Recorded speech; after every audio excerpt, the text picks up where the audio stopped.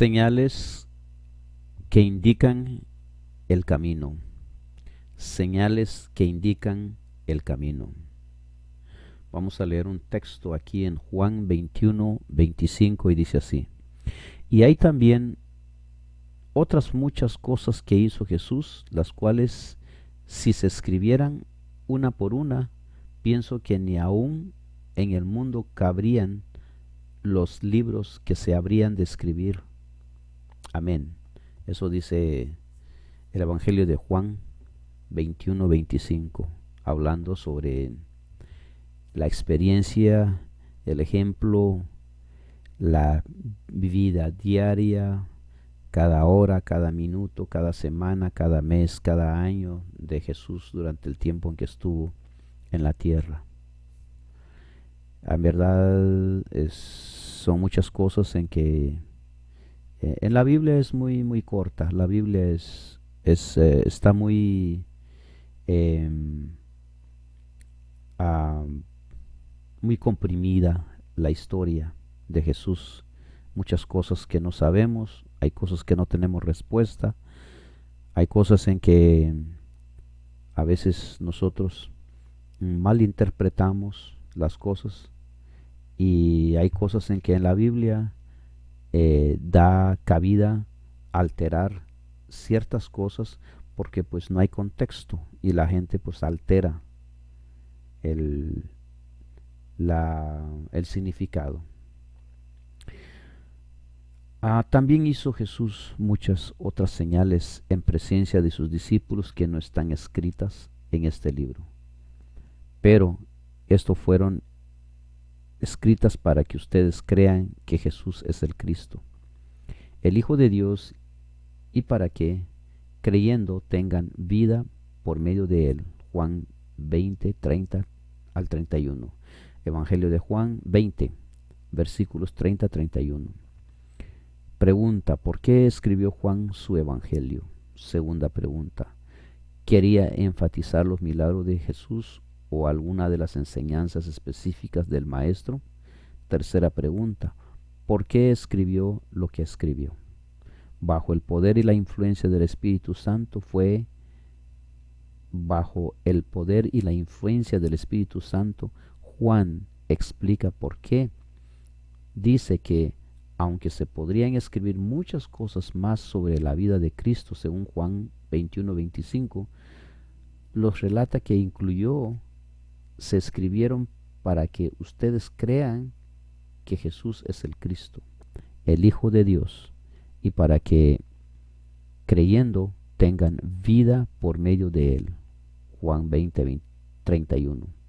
Esta semana vamos a examinar en Juan algunos de los primeros milagros de Jesús, desde cómo convirtió el agua en vino en una boda hasta cómo devolvió la salud al hijo enfermo de alguien, pasando por la curación del hombre en el estanque de Betesda.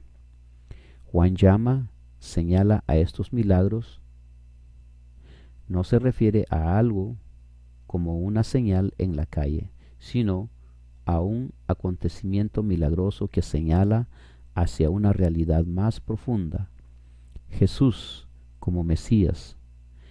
Entonces, en todos estos relatos vemos ejemplos de personas que respondieron por fe, y sus ejemplos nos invitan a hacer lo mismo.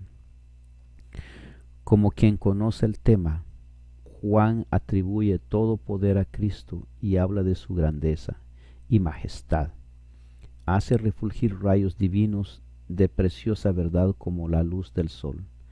Presenta a Cristo como al único mediante entre Dios y la humanidad. La doctrina de la encarnación. Bueno, aquí empecé a dar lectura a la escritora White, a Elena G. de White, escritora de la Iglesia Adventista.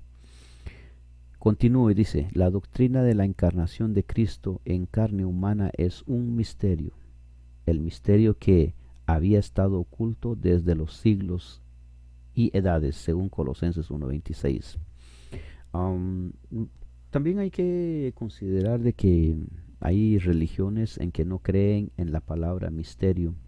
Cuando usted habla con alguna persona, alguna de esas personas religiosas no creen en en la palabra misterio. Luego rechazan. Entonces, eso también hay que tomar en consideración, cuando usted estudia la Biblia. En verdad hay tantas religiones en el mundo y cada quien tiene su forma de ver las cosas. Algunas cosas niegan. Ahora,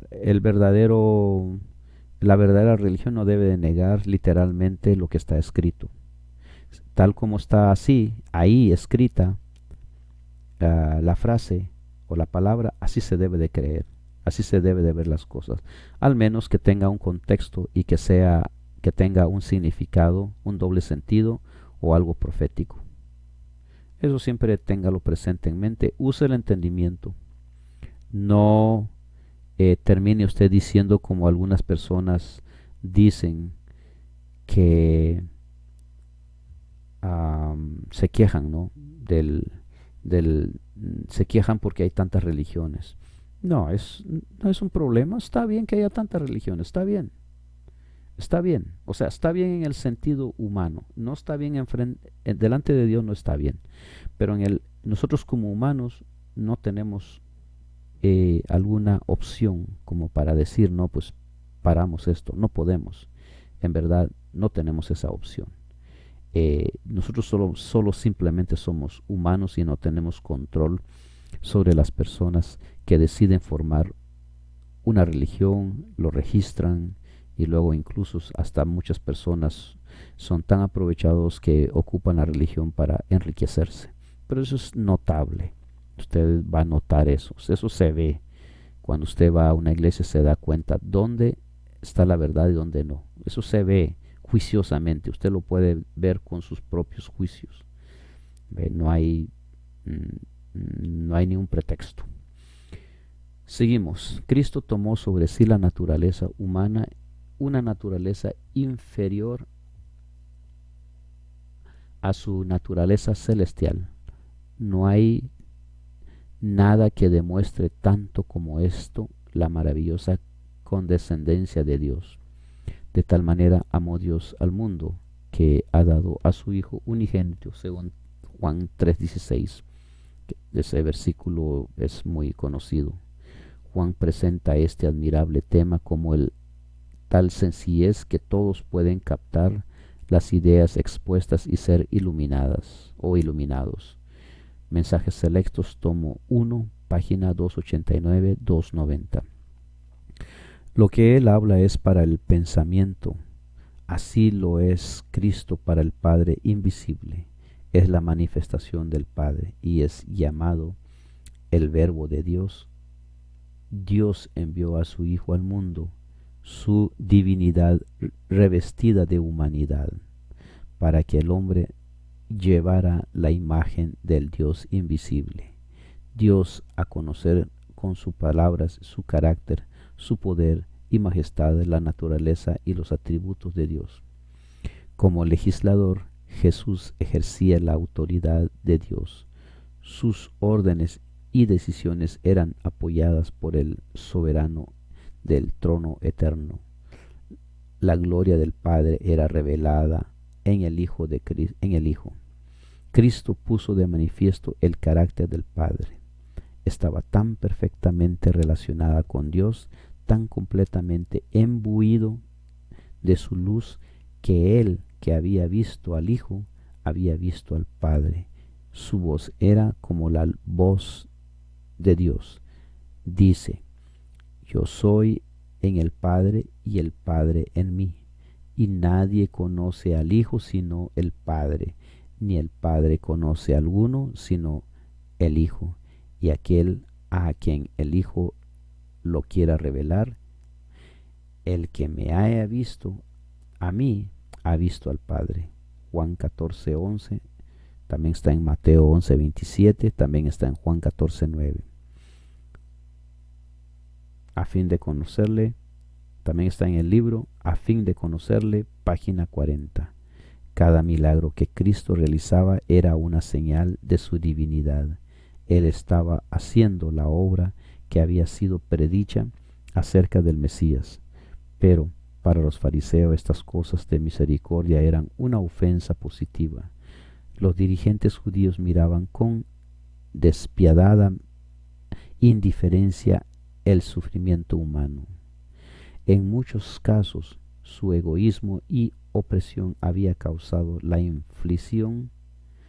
aflicción que Cristo aliviaba. Así que sus milagros le eran un reproche. Lo que indujo a los judíos a rechazar la obra del Salvador era la alta evidencia de su carácter divino. El mayor significado de sus milagros se ve en el hecho de que eran para bendición de la humanidad. Las altas evidencias de que él provenía de Dios estriba que su vida revelaba el carácter de Dios. Hacía las obras y pronunciaba las palabras de Dios. Una vida tal es el mayor de todos los milagros, el deseado de todas las gentes, página 373. Gracias amigos, tengan un buen día. Hasta pronto.